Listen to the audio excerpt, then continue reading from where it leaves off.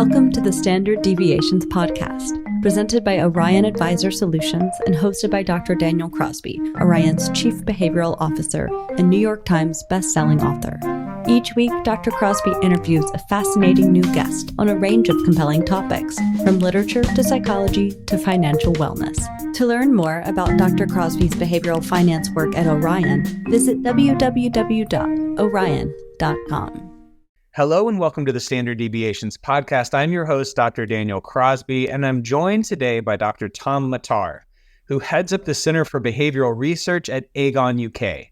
He's the author of a 2023 book on financial well-being that I would love to try and tell you the name of, but it's German, and so I can't. And he's currently working on a fascinating new book. Welcome to the show. Thank you very much for having me, Daniel. It's great to be here. Thank you so much. Well, you are a German living in Edinburgh. That's right. Yeah, exactly. So I had no idea. So we hung out in Edinburgh. You were kind enough to show me and my son around, and we met, and I had seen and followed some of your work and your posting on LinkedIn, and I had seen that your book had been translated into German, but I did not know that you yourself were German. Because you were living in Edinburgh. So we had a wonderful time. What a gorgeous city. My son was begging me just yesterday to move to Edinburgh. He's done with America. And so we appreciate the hospitality and showing us around your beautiful adopted hometown.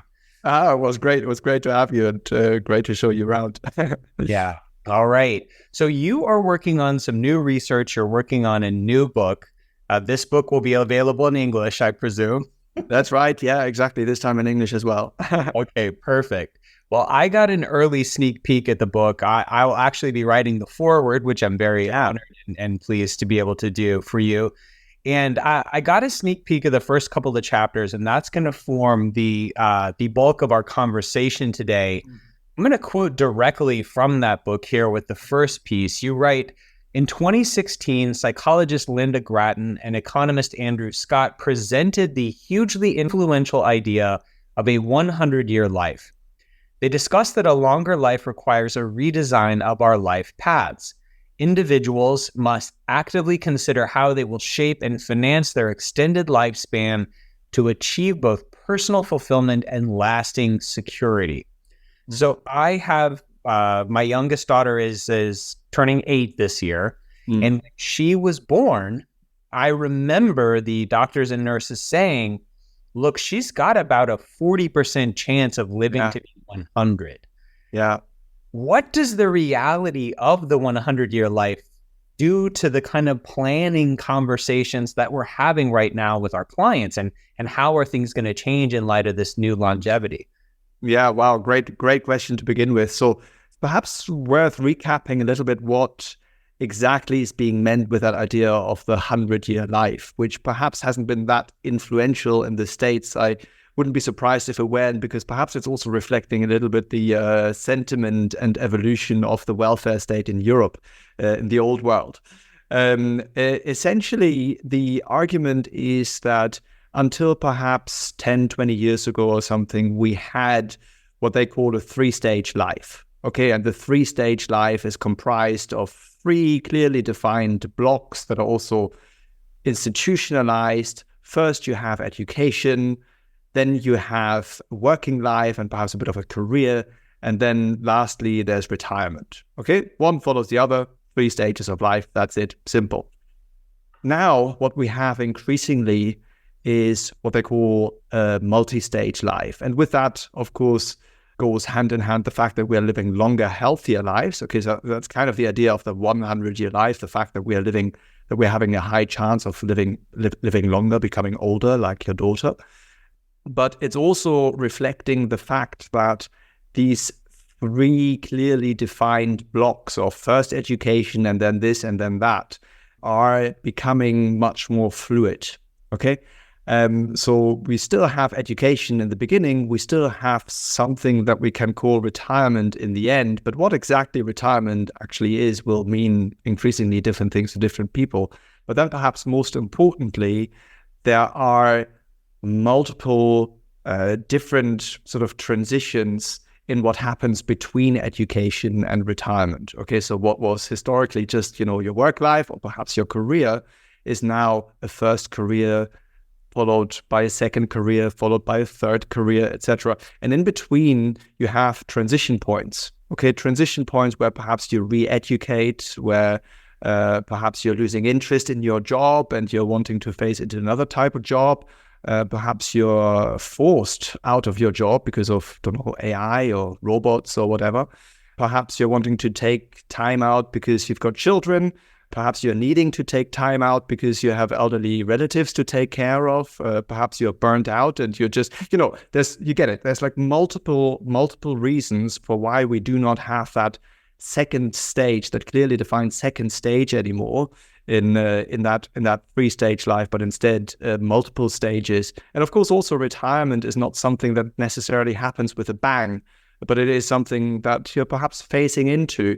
And perhaps again phasing out of because you're not wanting to be retired or wanting to be out of work all the time. So that is the idea of the 100-year life, as I say, same as multi-stage life. And I think for advisors, that's certainly the way I discuss that at Aegon with the advisors that I deal with in my everyday life. It means a couple of things. I think it firstly means it's not just about retirement. This is, of course, historically what the financial advice industry is focused on, right? Retirement planning and making sure you're sort of, having the right path to retirement, etc. It's not just about retirement anymore. It's about all those transition points as well. Yeah, helping you finance education or re-education, helping you think through job offers, helping you think through how to become an entrepreneur, how to finance a sabbatical, how to finance the time out you need so as to take care of elderly relatives, etc. All those things. There's been a hugely interesting piece a year or two ago, you will have come across it, I reckon, from Fidelity, that showed that the future advice buyers, they are less likely to be interested in just retirement and investment advice, but rather what they're looking for is almost like life advice with a strong financial component. And to me, that speaks a lot to this idea of, it's not just about retirement, it's about all those transition points, all those trade-offs, all those complex decisions you've got to make in our increasingly complex lives. Yeah. So that's, I think, the first point. The second point that I think is really crucial for advisors and in client conversations as well, as we think about the fact that we're living multi-stage lives and becoming older, etc., is that it's not just about financial assets when we plan, financially for our long lives, but it's also about other types of asset classes. And this is, of course, a type of thinking that's been quite normalized and established in social sciences. For example, when you seek to understand someone's relative position in society, it's not just about material wealth, it's also about social capital, it's cultural capital, it's all sorts of asset classes, if you like. And one of the points that Andrew Scott and Linda Grattan make in their work on the 100-year life is that self-knowledge is becoming a new type of asset class. Okay, so knowing what gives you purpose, knowing what gives you joy, knowing what you're good at, knowing what impedes you, what prevents your success, etc. This is really important so as to succeed long term, and that is a type of conversation that I think this new breed of financial advisors is already doing, right? So we're talking about becoming human-centric, and that it's important to be empathetic, and that it's important to understand biases and instincts, etc. But oftentimes, I think we're perhaps thinking about this in terms of, this is a type of financial advice that is making a bigger impact, and it's also more fun as a financial advisor to think more holistically, etc. I think the point that Linda Grattan and Andrew Scott would make is that this is a type of advice that has also hard-nosed utility, right? Because self-knowledge is that type of asset class. Without knowing what you're good at, without knowing what you want, without that deeper understanding of purpose and what gives you pleasure, etc., you are not as likely to succeed long-term. And that, I think, is another thing, as I say, why financial advisors want to take on board those lessons from the 100-year life thinking. I'm going to pull up something I found from McKinsey. We're talking about the Fidelity white paper on this emphasis around sort of life advice with a side of finance. Yeah. Reverse. This is from the McKinsey paper from a couple years back, and it says in the next 10 years, advisors will gradually shed their role as investment managers and become more like integrated life and wealth coaches who advise clients on investments, banking, healthcare, protection, taxes, estate, and financial wellness needs more broadly.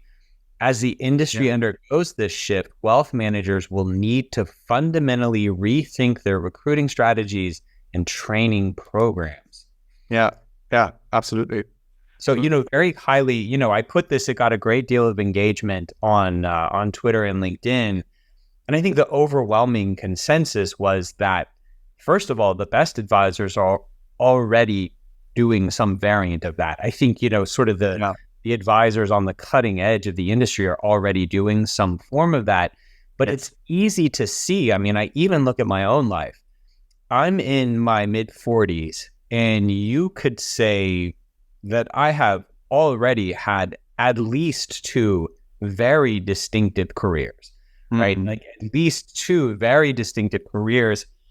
My sort of medical clinical career, and then my finance career.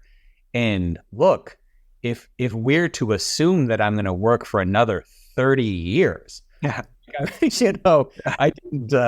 didn't graduate. I didn't graduate with my PhD until I was in my late 20s. I've only been working for whatever that is, 15, 17 years. I've got another 30. Like, what are the odds that I don't have 2 or 3 more careers in me? And a good advisor partner is going to be one who can help me understand that self-knowledge as an asset class. I love that. And help me navigate those life transitions. Yeah, exactly. Yeah. So that's all an argument in favor of exactly that type of thinking. Yeah. Well, people are getting married later. People are staying single longer. People are working later. I think the whole sort of, I was about to say zeitgeist in front of a German. No, the whole, the whole sort of attitude around, the whole sort of attitude around retirement, I think, has dramatically changed. People want more like a portfolio career and part-time work that's deeply meaningful versus sipping an umbrella drink on the golf course. I think if we don't change with the times, we have a risk of being left behind in a big way. Yes. Yeah, absolutely. Yeah, absolutely. That's true. Yeah. And you are, you sort of along with Hal Hirschfield are the people that I look to when thinking about great researchers on this sort of the trade-off between the present self and the future self. So, and let me set this up a little bit. At Orion a while back, we did some research. We surveyed over 400 couples in North America, and we effectively asked them, "What do you fight about when you fight about money with your partner?" Yeah, and the number one response was around: is money best used to enjoy today or to secure tomorrow? That was the number one point of disagreement. Yeah. And when you lay it out that way, they're both important, right? Like we know that tomorrow is not promised. Like we need to live it up while we're here. But we also need that the future is uncertain, and our lives are of uncertain length and can be very long, as we've just discussed. So what has your research taught you about how to think about making trade-offs between the present self and the future self when both are so critical to sort of financial happiness? So, I mean, I think first thing I would say, this is the essence of financial well-being, or the concept. Well, certainly, when we talk about financial well-being, it's all about earning, spending, managing money in line with what makes you happy today, what makes you happy tomorrow, what makes you happy beyond tomorrow. And of course, that is awfully difficult, right? And it's awfully difficult because we are not set up to emotionally, cognitively, we're not set up to think that through in in a particularly good way, right? So and I mean it literally, right? I mean, humans as a species are 200,000 years old or something. It's 12,000 years ago we settled. Until then, like, we were hunters and gatherers. It was 4,000 years ago that we invented money. It's 150 years ago that we invented retirement. And it is less than 150 years ago that we lived longer, healthier lives, and have those longer, healthy lifespans. So, it's not us who are stupid or who are irrational or who are biased or whatever. We are just all a little messed up because we find ourselves in a point in history that has no precedence, right? So we have no role models or no advantages, no precedences in time that we can sort of go back to. So I think this is quite important, right? So it's this bit of empathy, this bit of self-empathy. We're all a bit messed up because it's new, right? We're all like entirely new to this subject and to these challenges of our times. I think perhaps a way couples can deal with it is to, first of all, acknowledge that, that we're all a bit messed up. Perhaps that's a good question to ask at a date. Look, this is how I am messed up about money. Tell me how you are messed up about money, Right. So to sort of like, acknowledge the fact that this is difficult. And then, of course, on top of that come backstories, either in biography or upbringing, childhood, whatever, that will explain why someone has a certain outlook, certain instincts, and certain emotions about what is right or wrong financial conduct. That's perhaps the more sort of on the mental side or the mindset side. One thing that I learned in conversations that I have with end clients at Aegon, we have 4 million clients, and I do a lot of research with them. And one of the things that I learned in the conversations I had was that simple rules of thumb are oftentimes really found useful, to sort of ascertain what's the right financial conduct. And one simple rule of thumb that I personally comes out of the States, but I find it really quite useful, is the one that the 50-30-20, which argues that 50% of your net income, spend that on your needs, like your mortgage payment or your rent or your grocery shopping, etc. 30% you spend on your wants, so that's your holidays, your dining out, your hobbies, your projects, etc. And 20% you use to improve your financial situation. So, if you have high levels of debt, then you use the 20% to pay off the debt. If you don't have emergency savings, then you use the 20% to build up emergency savings. If you have emergency savings and no debt, but you don't have any funds for those transition points I mentioned, then you build up some funds for those transition points. And then comes also things like, retirement planning and, saving for a home deposit, etc. So that's the 50-30-20 rule of thumb. And I think perhaps one thing that may be useful for couples who argue over this question that you mentioned, what is it, financial security now versus financial security in the future? What makes me happy now versus what makes you happy in the future? Perhaps one way to deal with it is to look at, that 50-30-20 rule of thumb and ask yourself, how do we deviate from that 50-30-20 rule of thumb? Perhaps there's good reasons to deviate from it, but just make yourself aware of what are those reasons, if there are any, and that perhaps is a way to start a conversation to get to the bottom of where am I coming from, what are my concerns, what is my outlook, etc. Yeah, you have to know the rules to break them, right? So if 50-30-20 is sort of a universal starting point, which I think is very reasonable, needs, wants, improve the financial situation, then your mileage may vary, you and your partner, or you may want to change that from there. But I do think that's a reasonable starting point.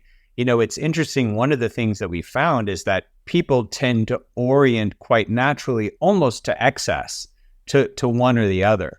I think, I think about me and my wife, and it's like my dad's a financial advisor, her dad's an accountant. Like we grew up in homes where that 20% was like all the emphasis was on that 20%, and like you should always be saving for the future and always planning for the future. Yeah. And I think, again, thinking of self-knowledge as an asset class, one valuable thing we know about ourselves is, like, sort of if left to our own devices, all we would do is save. We wouldn't have enough fun in the moment, and then one day we'd die having missed out on a lot of stuff and leave our kids a bunch of money that they, that they would then go have fun with. So, I think knowing where you sit along that continuum is an important piece of self-knowledge. I think for most people, though, the present moment is far more salient, far more immediate than the future. You're doing some work and developing some ideas and tools around giving greater salience and power to that future self. What are you working on there? Yeah, sure. So, this is very much in that space, that Hal Hershfield is exploring as well. And there are others as well. And Hal Hershfield's work has been hugely influential. Essentially what he showed was that people with a long-term mental time horizon are having other, not only financial outcomes, but also health outcomes and community outcomes, etc. And it makes sense, right? Because if you have a long-term mental time horizon, then you're seeing yourself not just in that present day moment, but you're seeing yourself on that longer time track that you're on. So what we've done, first of all, we quantified that a little bit to see, what exactly is actually happening, to really see, why future or long-term mental time horizon is that really important component of the right money mindset. There's numerous things, but the one, and I'm simplifying the maths here a little bit, but essentially it was showing something like high earners with a strong and meaningful connection to their future self were 6 times more likely to be saving for retirement than high earners with only a vague connection to their future self. Okay, so as I say, I'm simplifying the maths here a little bit, but or the statistics rather. But it goes to show, the importance of having that future-oriented mindset. Now, what Hal has done is he's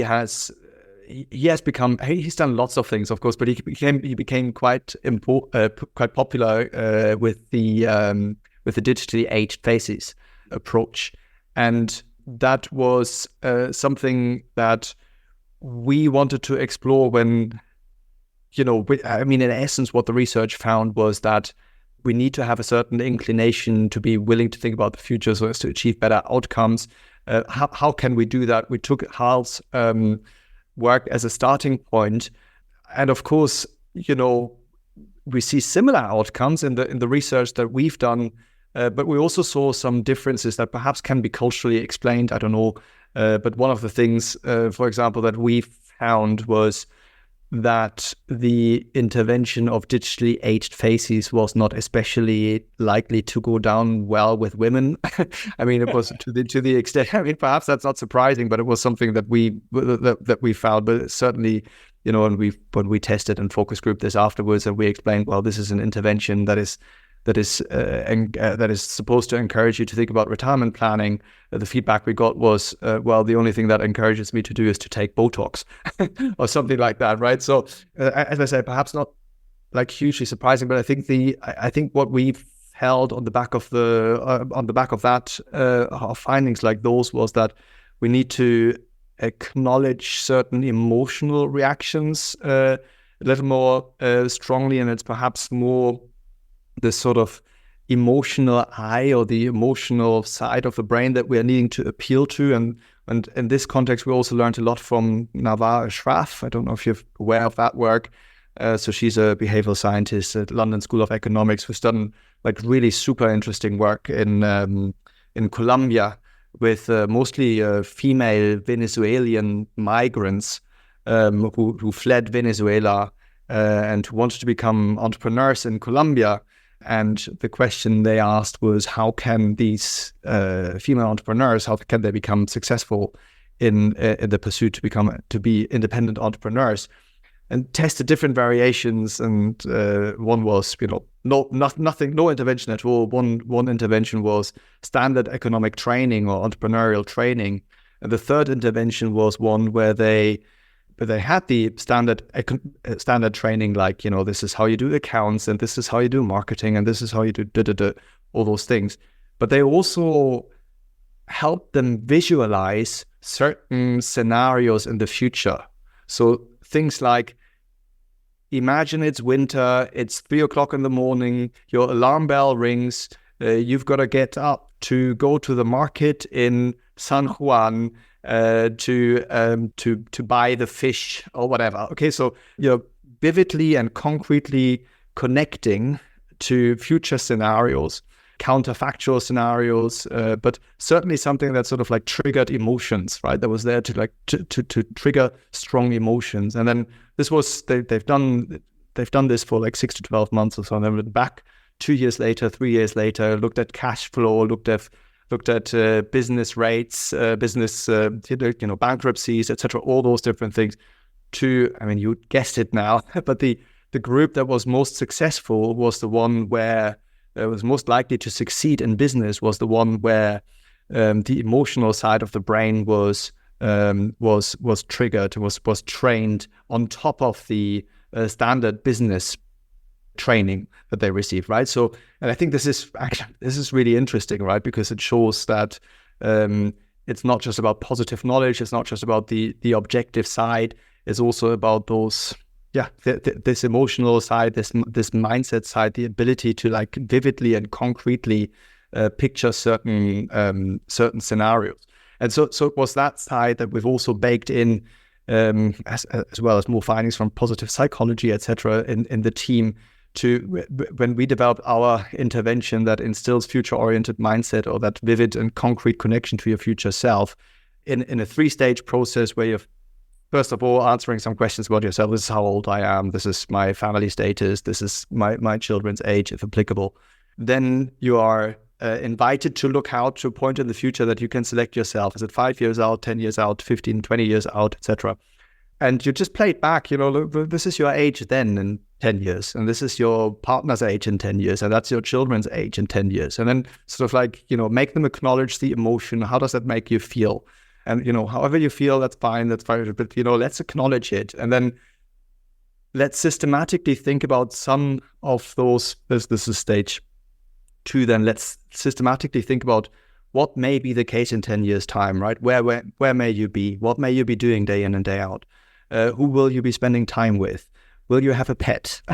Will you have, like all these like quite concrete, vivid, scenarios of what may be the case? To then in the 3rd stage, think about the elements that may stand in the way. Okay, so to achieve that vision, to the elements that are in your control and the elements that are not in your control. Peter, what about your savings rate? What about performance in the market? What about, your job? What about redundancy? What about the different scenarios that are in your control that are not in your control? That is something that we tested, as I say, is, heavily influenced by the work that's been done by Hal Hirschfield, as well as Nava Ashraf, as well as some others, to instill future-oriented mindset. It's a tool we're wanting to make available to both financial advisors as well as employers, and of course to end customers, so that they can get that future-oriented mindset. It's brilliant. It almost pairs a pre-mortem. It almost pairs this anticipation of the future self with the pre-mortem. Okay. Yes. Here's you in 20 years, Daniel. You're going to be 64.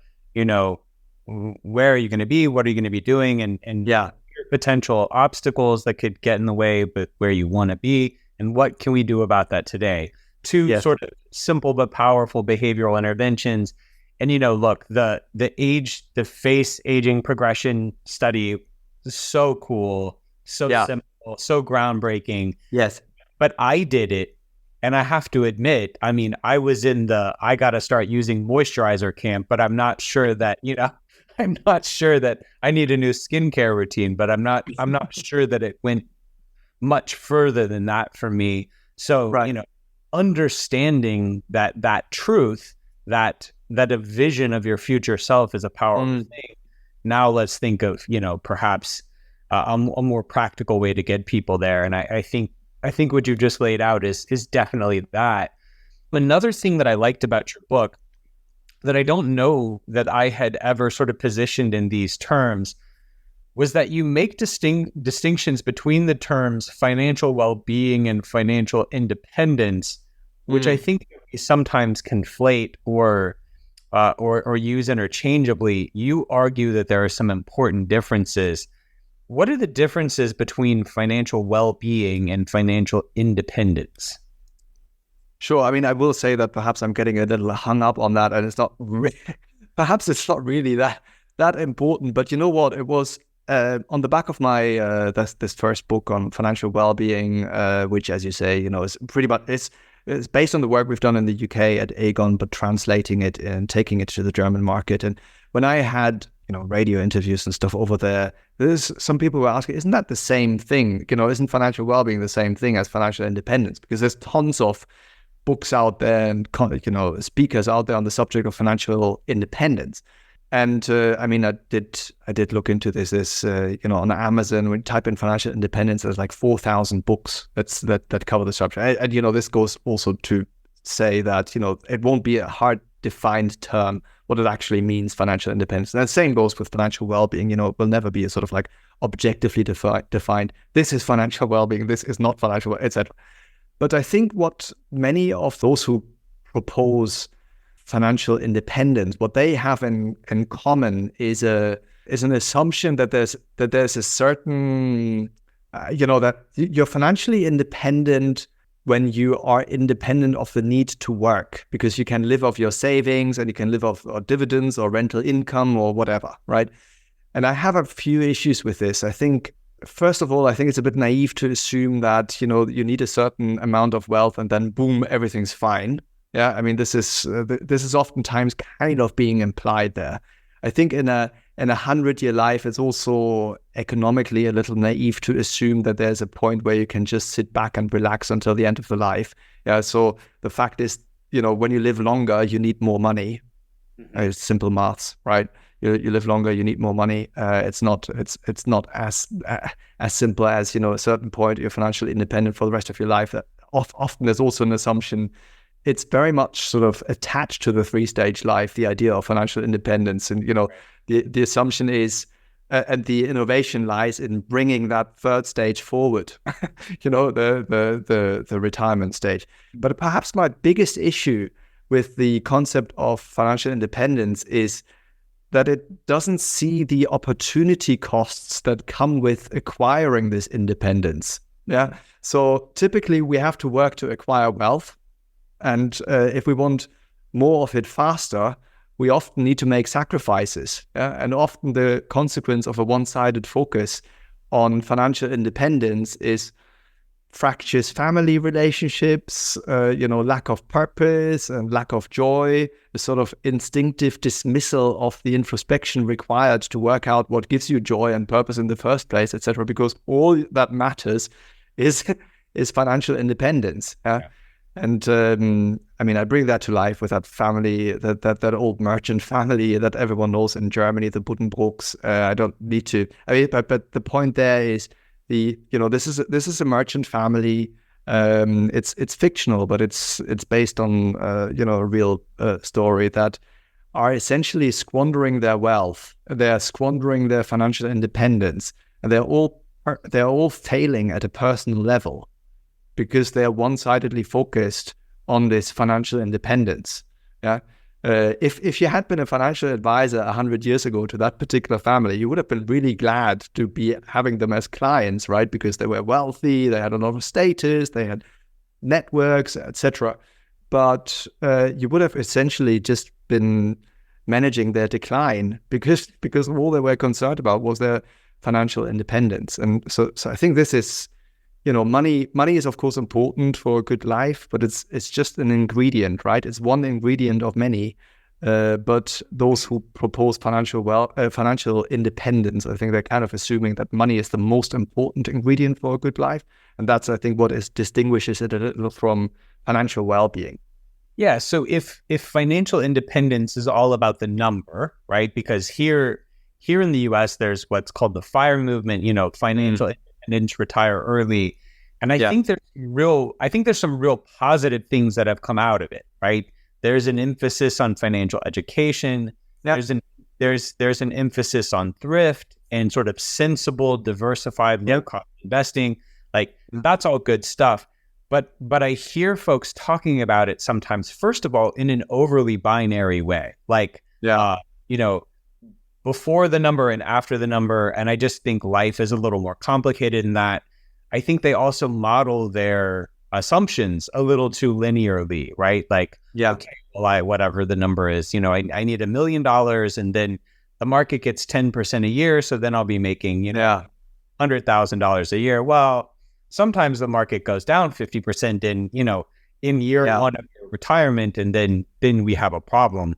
So anyway, I think there's I think it's nuanced. I think there's a lot of good that it's done, but I do agree with you that life is complicated, and as we began our conversation with, becoming increasingly so.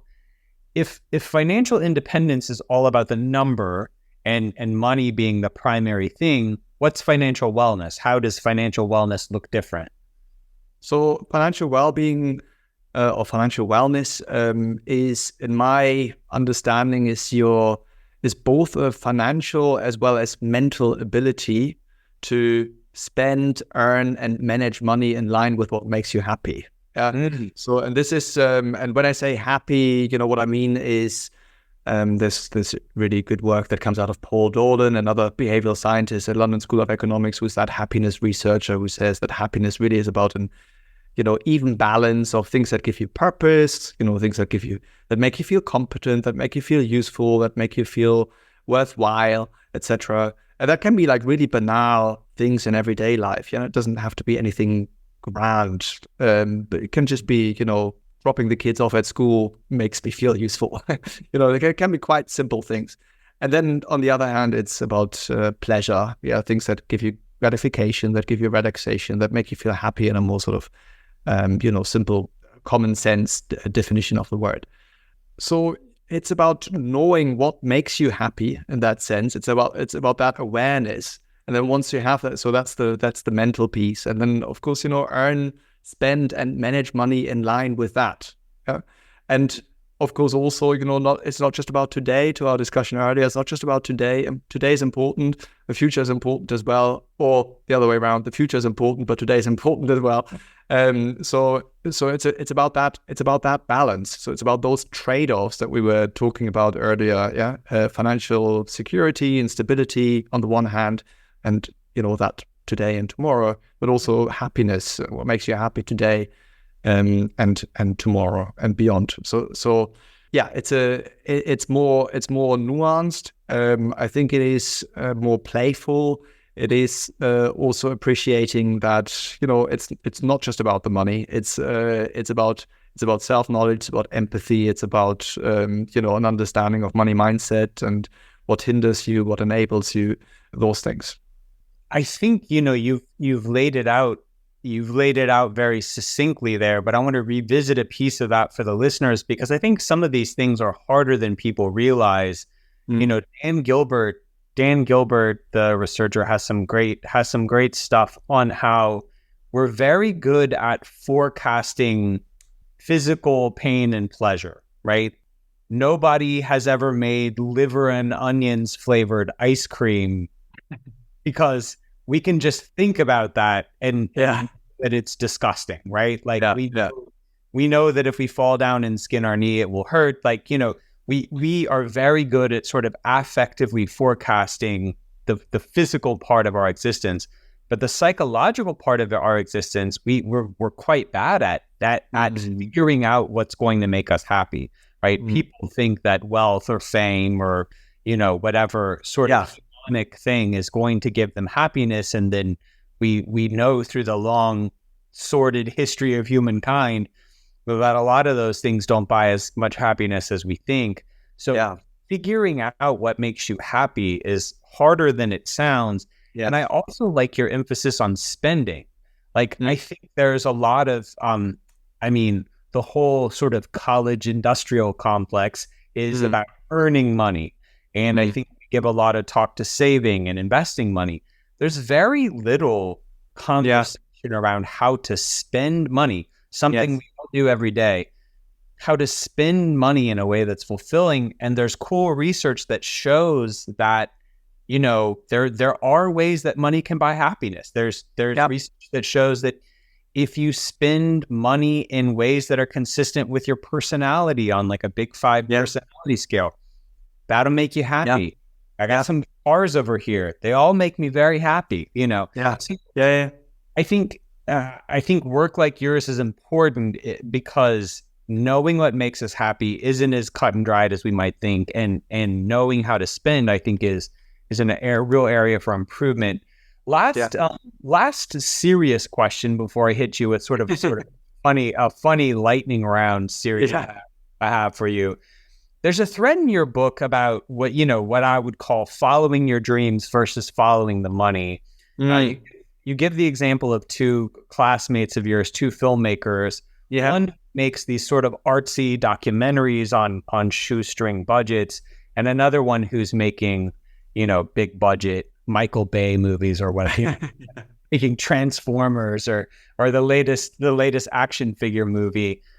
This is such a common crossroads for people. Everyone I talk to has had this conversation many times, right? Yes. Do I go for the bucks or do I go for the passion, right? How you gave us a great heuristic for thinking about sort of the now versus tomorrow thing. Yeah. Are there any heuristics for thinking about follow the money versus follow your dreams? Well, it's not super simple. I think so I speak about Anna and Simona, my two friends, because their story highlights that money, after all, is important as well, right? So it's not just about happiness, and it's not just about what you really want. It's also you've got to play a game a little bit as well. And I think the insight I find useful is quite a old classical piece of psychology, comes from Donald Winnicott, the idea of a true self and a false self. I mean, I saw that at play in my little boy, a 7-year-old. The true self was at play when he was given an invitation card to a birthday party of his friend, but he, in fury, ripped it in pieces and binned it because he saw that another schoolmate of his that he doesn't like was given the same invitation as well. So there was the true self at play here. Right. Of course, as you become older, you are sort of, learning to deal with that and, play a little bit your false self and play the game, as I say. I mean, I know that. And as you say, we all know that. We all know we can all think of certain situations at work where it was really good to just control that true self because you may have been given the sack if you had shared at that very moment what you truly thought about what was going on here. So this is this I think, and again, this is self-knowledge, right? I mean, this is kind of the theme, if you like, of this conversation, right? Self-knowledge of what makes you happy, self-knowledge of what your future may want, self-knowledge of the things that may impede you, and to that belongs, self-knowledge of what is your true self, what are your real interests, what are you good at, etc. But also, knowledge of some of the red lines of your false self, and that knowledge helps you navigate the world that we're finding ourselves in that wanted or don't want it, money and building up wealth that can fund our 100-year lives is important and plays a role. Mm-hmm. Yeah, I think your son's invitation example is the best. I mean, I think people who are walking around, being all, if we can use a Freudian term, right? Like people who are pure id, right? All id, all the time. I mean, that's psychotic, right? We can't all just do the most convenient, thing that we prefer the most at any given time. I mean, part of being a grown-up is setting aside what your id wants at any given time. But then I think people who spend their whole lives denying, any form of what they want, live sort of quiet lives of quiet desperation as well. So what's the correct balance of practicality and vision. We talk a lot about it in our family. We want to give our kids roots and wings, right? Like we want to give them practical life skills for knocking out the necessities of daily living, but what are the wings that will take them beyond that as well? Because life is quite miserable when you haven't met the necessities of daily living. So but the balance is going to look different for different people in different situations, but I do think that's a good way to think of it. So this has been an incredible conversation, but I must say this is the part I've been looking forward to the most. We're going to do, so you're a German man living in Edinburgh, you're a German living in Scotland. Yeah. We're going to do a lightning round here of, who does it better, Germany or Scotland? Okay. Right. So the first category is food, right? We're starting with food. Okay. Schnitzel or haggis?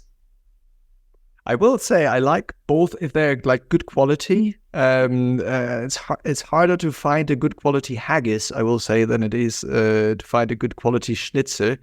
I will go with the schnitzel on balance. I get it more rarely nowadays than the haggis, and as I say, it's more difficult to find a good haggis. So when I was in Edinburgh with my son, I heard the same thing, that a good haggis is excellent, and I had meant to try it. I gotta say, I lost courage. I didn't know if I could determine the good from the bad, naive as I was. I have to go back to Scotland and try it. Hard to beat a good schnitzel, though. Okay, point for Germany. Okay, next we're going musical instruments. There were a number of German musical instruments which I could not pronounce, so we're going with accordion. Is it accordion or bagpipe? Okay, it's got to be 2-0 for Germany then, because it's going to be the accordion. In my preference, I really have a thing for the accordion, I have to say. The bagpipe, is nice, has a unique sound, adds a unique flavor to a Scotland experience. I will confess. Often it has, for the locals, I will confess, also a bit of a flavor of, this is for the tourists. Right. I can see that for sure. The accordion is, oftentimes authentic street musicians. I like the portability of it's a portable piano. I play the piano myself, so the accordion for that reason. It is. Okay. 2-0 Germany. No. So when I was doing my extensive research for this portion, I actually found that Germany has a traditional bagpipe as well. It's like, I forgot what it's called, but there's some sort of small bagpipe. Oh, yes, you're right. Now that rings a bell. And I had never supposed this thing. Okay, the third one, it may be Germany going up 3-0 because I was looking at cars. Now, Germany's hard to beat in that department. And I looked and I said, hey, does Scotland manufacture any cars? They had not. In better than 40 years. They recently started manufacturing a car called a Monroe. But anyway, so we're going Monroe versus Mercedes for number 3. So, and I've got to give credit to the Scottish engineers who innovate here. So, absolutely, I think the German car industry, they've had it good for a long time. So, so I give a point here to the Scottish engineers. Incredible. Of the electric car, innovation from Scotland. Absolutely. Incredible upset in round 3. Monroe beating Mercedes. Now, here's a great one. We've got Herkel-Durkel. This is a Scottish word for like staying in bed after you should get up. Yeah. You've got Herkel-Durkel versus Zeitgeist, which I already used earlier. Are we going Herkel-Durkel or Zeitgeist? You know what? I really like Herkel-Durkel. I like the irony of it. I mean, it's of course suggesting it's wrong, right? To lie in bed when you're supposed to be on your way to work already. But you know why I really like it is because it's perhaps inviting us to think about what work actually means. Because perhaps you are, you're like obviously working hard when you're like answering all those emails and appearing busy on Teams and everything, but perhaps you're working harder when lying in bed and let your mind go and, think something through at your own pace when watching the ceiling. So I love where you took it, because for me, it was just funny word, Herkel-Durkel wins. For you, it was a deeper examination of what it means to work. And I love that about you. We got to break the tie. Are we going Brandenburg Gate or Edinburgh Castle? I mean, both are, of course, amazing sites, right? You've seen Edinburgh Castle. It's this majestic. It's amazing.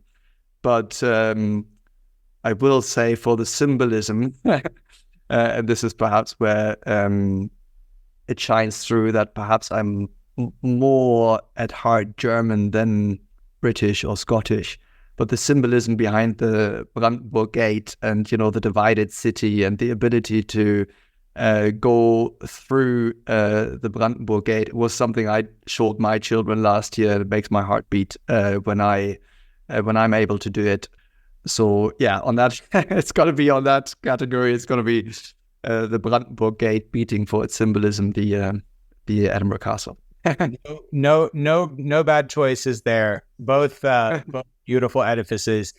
Tom, if people want to get in touch with you, if they want to read more about your work, where can people follow you online or learn more about your work? Yeah, thank you. So the best is probably just LinkedIn. So I'm on LinkedIn. And if you want to direct message me or follow me there, so that's where I keep up to date on all the work that I do at Aegon as well, would be promoted through me there. So that's the best bet. Hey, it's a pleasure having you on the show. Look forward to walking the majestic streets of Edinburgh with you again soon. It was a joy. Thank you so much for having me, Daniel. Speak soon. Thank you. Thanks for tuning in to Standard Deviations. If you can't wait till next week for more behavioral finance insights, visit www.orion.com.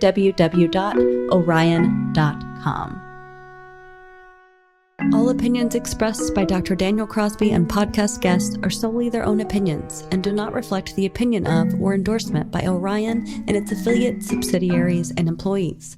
This podcast is for informational purposes only and should not be relied upon as a basis for legal, tax, and investment decisions. The opinions are based upon information the participants consider reliable.